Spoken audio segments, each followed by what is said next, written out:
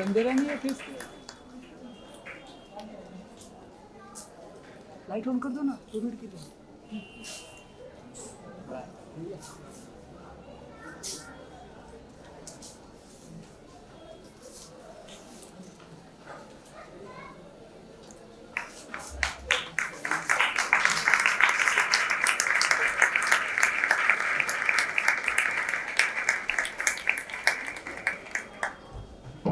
अरे 2 मिनट हाथ में तो रखना चाहिए book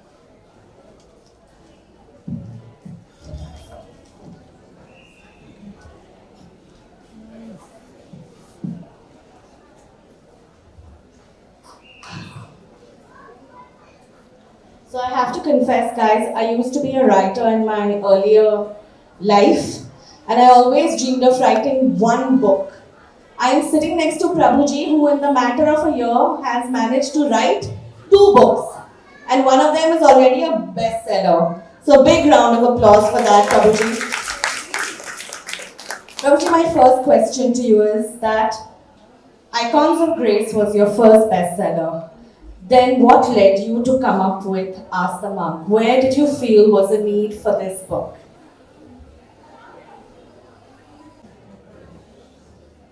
First of all, thank you everyone for coming. And I'm not very comfortable with this camera stuff. These two are.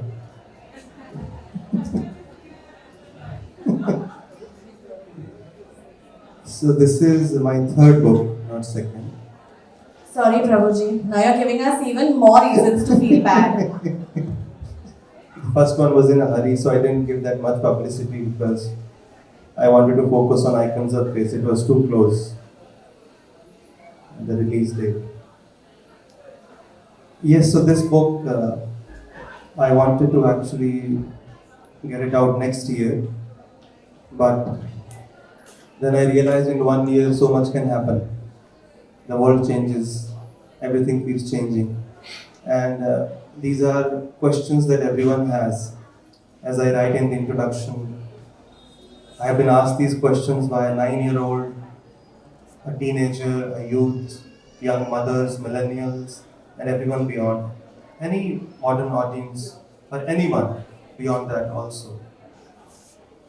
And unless we get these answers specifically focusing on a particular question, it's very difficult to move forward if we are stuck, doubts.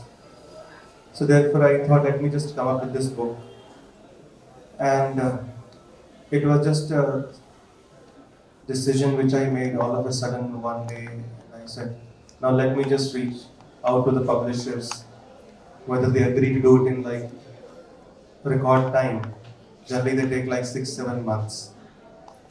And Penguin was, they were already doing my Icons of Grace book. They had taken over. So they were more than happy. It was a task. And I think everything fell in place by Krishna's grace. So the result is right in front of us. And the target audience is anyone 9 and above.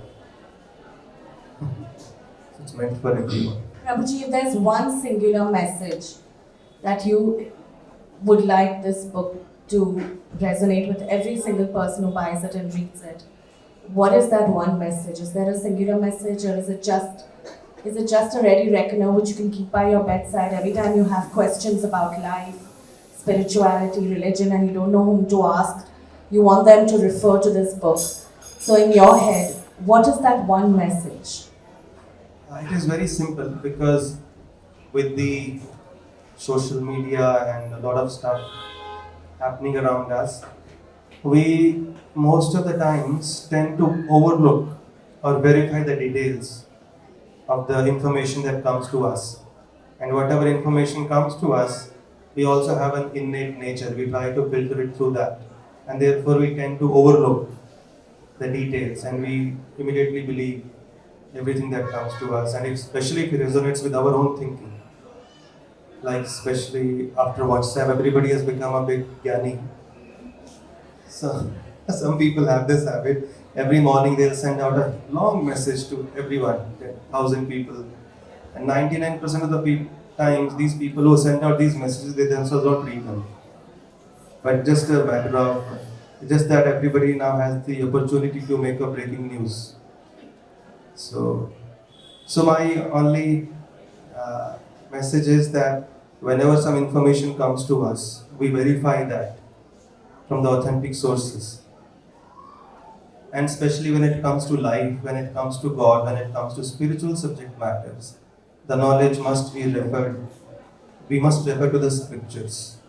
They are the most authentic source of knowledge. Like if you are studying biology, you don't verify the facts from that book, from a book based on economics. Or if you are studying geography, you don't verify from chemistry books. So, but unfortunately, when it comes to these important subjects, we are very quick to come to a conclusion deriving our information from some Google, Wikipedia.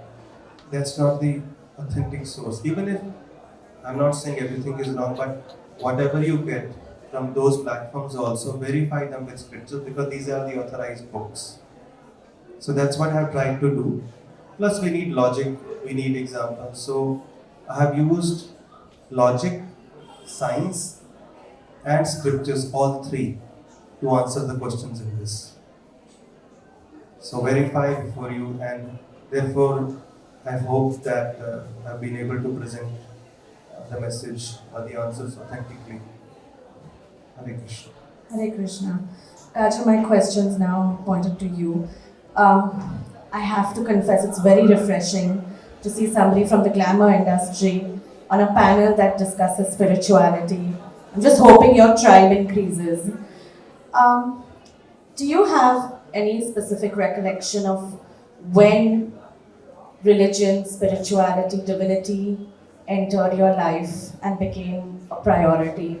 Is it something you grew up with? Is it something that happened along the way? Tell us a little bit about your spiritual journey. Hare Krishna, everybody. It is so wonderful to see this massive turnout. It's really, really nice. Good evening. Thank you, Prabhuji, for having me here. Priya, it's so nice to meet you.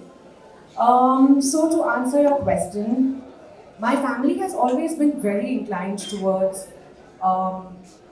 religion, rituals, spirituality.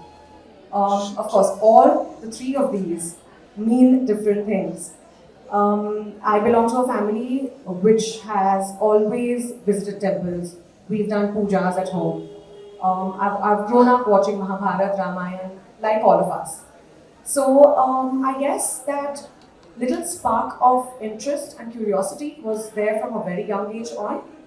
Of course, this inculcated into something much deeper when Prabhuji entered my life. I was lucky enough to be introduced to Prabhuji through family during COVID, and I attended all the discourses. This was all over Zoom, and like all of us, I'm sure many of you have done the same, attended a lot of the lectures, did satsang over Zoom, and all of that. Life was at a standstill, and I truly believe that there was a reason for all of us to connect and come closer to our divinity at that point of time. Having said that, I believe that divine is something which is very personal. With the passage of time, one needs to understand, develop, and cultivate their personal equation and their personal relationship with divine. For me, divine is my best friend, and someone who I can speak to, someone who I think of, and the one true guiding factor for everything that I do in my life. That's beautifully put, and I think that resonates with so many of us urban professionals today especially, and it's nice that when you look at the room around us, there are so many young urban professionals who are here because they want to. Absolutely. You know. Prabhuji, I'm coming back to you with a question. Again, I'm a little curious to know, what was your writing process? What kind of, was there any research? I mean, I'm asking as a lay person because I want to understand your writing process. Was there a format of research? How did you put this book together? What was your starting point? So these questions, if you go through the index, they're no news. And over the last 7-8 years, during my interactions, whatever I've gathered, so I put all those questions together. And these are the most common questions. I don't think there's any question that I've left. And the process was, yes, little bit of research was required, because when I put some information or some figures, so you need to cite the original source, which was painstaking for me. I just wanted this to get done as soon as possible, but the publishers keep coming back to cite legal. But then the understanding that I have got over the last many years since I joined, so a lot of that has gone into this book, the answers. And then there are devotees who have done this question answer, so I got some reference from them also. So that's how we could put it together. Such a beautiful book, Prabhuji. I was reading it yesterday and I have to confess I'm halfway through. Kajal, I know you and I just spoke and you said you started reading the book too. Any early thoughts on what this book did for you? How did you feel? Do you have any particularly favorite question? My favorite question is the one that says, what is the purpose of life? I think I've spent 48 years trying to find the answer to that and not succeeded yet, but on the path. Do you have a favorite question? Well, haven't all of us asked that question? I'm sure each and every person in this room feels that way. But, for me, this book, Prabhuji has been telling me about this book since a while. And I must confess that I absolutely love it. I've been reading it as well. Not finished it yet, but I'm loving it so far. And I remember Prabhuji telling me very early on while he was penning this down that he wants to connect via this book to people who are young, the youth, the youngsters. He wants everyone to understand divinity in the most simplified manner. And I think that's what this book does for me. We've all learned so much from him. And he has been talking about various topics, our scriptures and our really rich history, through the Bhagavad Gita, the Srimad Bhagavatam, all of these beautiful books. But I guess one forgets, we are all very human. And it's difficult to remember these things after a point.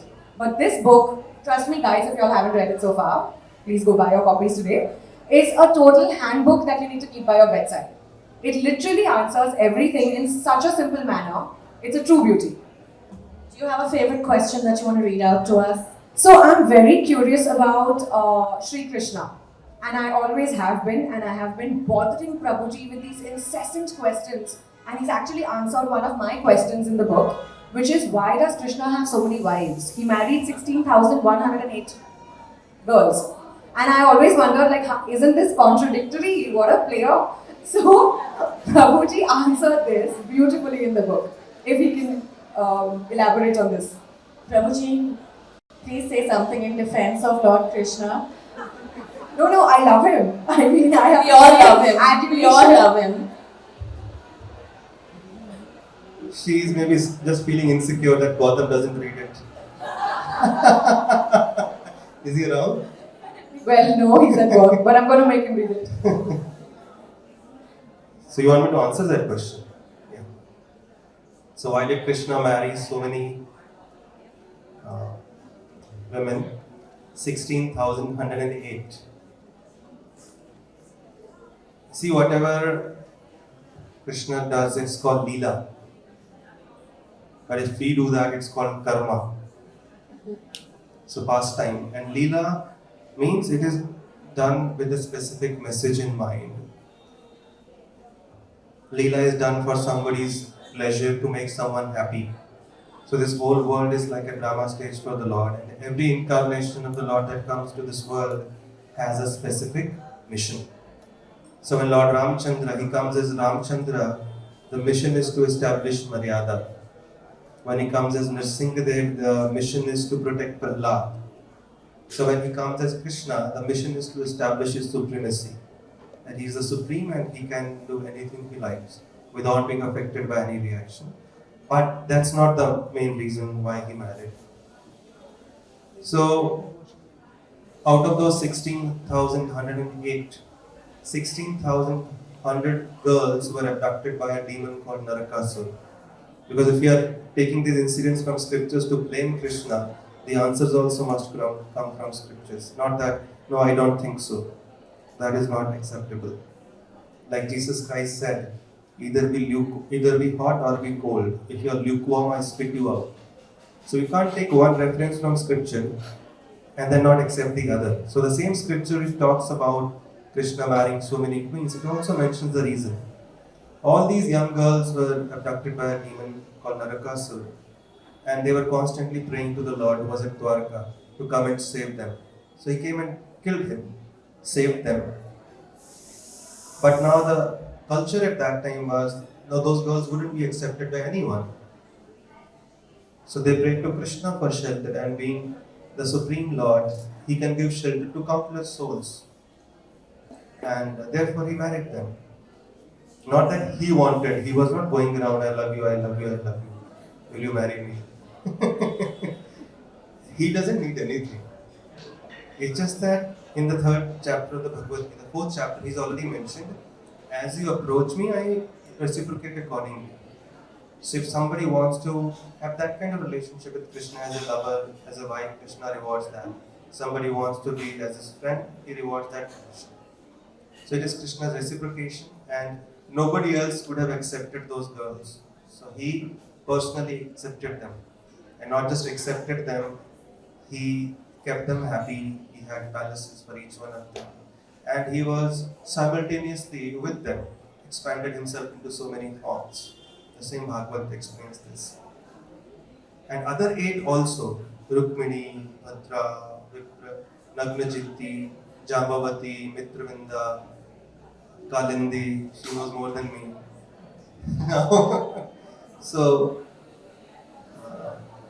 So they also, if you read the history, they were the ones who wanted to marry Krishna at some point, and Krishna accepted them. And he kept them happy. And thus he establishes supremacy. He can accept countless souls and keep them happy. Hope you got the message. Hare Krishna. Hare Krishna. Prabhuji, one more question in the same vein. I think both Kajal and you have spoken about the youth and how we really want this book to reach out and make religion easy to understand, because it's often misunderstood. It's often thrust down, it's often forced, and somewhere down the road, it's not unimaginable for the youth today to lose their way. Do you feel religion needs to be reinvented for them to find it relatable? And if yes, then how do you talk to the youth when you are imparting knowledge about the Lord and His life? Is that any different from when you are talking to everybody else? Religion means dharma, and dharma doesn't refer to Islam, Christianity, Hinduism, Sikhism. They are different types of faith. Dharma means our eternal position, constitutional position, and that is we are eternally connected to God, and our duty is to serve Him as being His part and parcel. So, and no faith can deny that. You ask anybody in Islam or Christianity, Sikhism, what is the ultimate goal of your dharma? To love Him, to serve Him, to reconnect with Him, to connect, always stay in His service. So it cannot be changed. Dharma cannot be changed. So it need not be reinvented. But yes, it has to be presented in a way that the audience today find relevant. The language might have to change, the ways might change, but the essence doesn't change. Ultimately, that is the goal, and how you reach that, we just have to figure out based on the audience we are talking to. Like when I speak to the children, little children, I can't speak the way I'm speaking to all of you. I have to literally come down to their level and present it according to, if I'm speaking to the teenagers. It's just a matter of knowing the pulse. If the message in your mind is clear, then you know which audience will relate to what. And then accordingly, and if I'm speaking to an audience which is totally devoted, then my language will be different. But the message doesn't change, the essence doesn't change, the goal doesn't change. At the same time, religion doesn't mean, spirituality doesn't mean we speak something which the audience want to hear. We have to speak the truth, what they need to hear, not what they want to hear. So we can't be flattering people. Or if I speak the truth, they will not come to me. So that kind of person cannot really reach, cannot share the message. A flatterer cannot do that. So we have to speak the truth, but in a relevant manner, which they can relate to, without compromising on the essence. Prabhuji, in all your dealings with the youth today, is there a common thread that runs in their mind about what is it that they are most perplexed about? What is it that they are most unsure and confused about? What is the age group you are talking about? Youth, Prabhuji, not us, not the Yeah, people. that's not. I have to be clear about it. Yeah, youth. I think relationships is a big challenge, and even if somebody is not into a relationship, that's a challenge. Why am I not in a relationship? So a lot of energy goes into that, and teenagers, it's not a peer pressure. Many other issues which you can talk about later, but youth specifically, career, because they see their friends are doing so well and I'm not doing anything. Even if they have everything to lead a comfortable life, but this is what peer pressure can do. So all we need is some food and the shelter and all the facilities they might have, but still, because of trying to compare themselves to others, they make their life hell. Comparison, even if you have everything, so there's a lot of insecurity for no reason, anxiety, and sometimes they themselves don't know why they're anxious. So, and one more thing is a lot of confusion sometimes as to what to do. Like, but whoever I deal with, most of them are sorted. Or maybe after they connected with the process, they became like that. Hare Krishna. Hare Krishna. Kajal, I'm going to ask you another very honest question. So much of the work you do is external. It's about looking good, it's about acting, it's about adulation. It's a very physical, outwardly process. So much of your life is up for public knowledge and information. And religion and spirituality is such an internal process. It's how do you balance the two? I mean, how is it easy to switch on and switch off? Are there different sides to you? Is there a Kajal at work which is different from a Kajal who is introspecting about life and God every day? It's sometimes it's at odds with each other, right? What you do and how you treat life. So when there's a connection, I don't think there's any scope for introspection. When you're connected, right? But yes, like you said, my life is extremely challenging, very demanding, and now with my baby as well as work, work-life balance does go into a bit of a dizzy. But like we spoke about earlier, connection with divine is something that is so personal that you don't really get affected. I mean, it's just there with you. It's like a constant with you at any given point of time. So I may not really have the time to practice or to attend satsang as much as I like, but I still feel that connection within my heart. And I think that's what love truly is. You just have to feel it within your heart. Has this connection changed the way you approach your craft? Has it changed the way you approach your life? Yes, absolutely. I'm glad you're even talking about this actually. This is one thing that I'd love for the youth to understand. Once you have that connection, I just think that your perspective and the way you approach things completely changes. And all due credit goes to Prabhuji for teaching me how to approach every subject of my life, not just my craft, my relationships, my addition to my life with my beautiful baby, my work, my relationship with my parents, with my friends, with everything. It just makes you come from a place of love. That's what in my opinion, in my very humble opinion, is most important. Prabhuji, society gives us many signals that sometimes success, professional success, growing, wealth, they're all at odds with building your spiritual self. People spend so much more time on building their professional selves. Um, can we juggle being selfless without giving up on being self-fulfilling? Can those two coexist? Yes, so that is the path of the Gita, that you don't give up anything from your life. You just have to utilize what you have to connect with Him. Whether it's fame, it's your wealth, your resources, your body, your mind, intelligence, you use that. So nowhere in the Gita Krishna says that if you're a king, stop being the king. If you're a housewife or you're a working woman, you stop being that. He says wherever you are, from there you try to connect.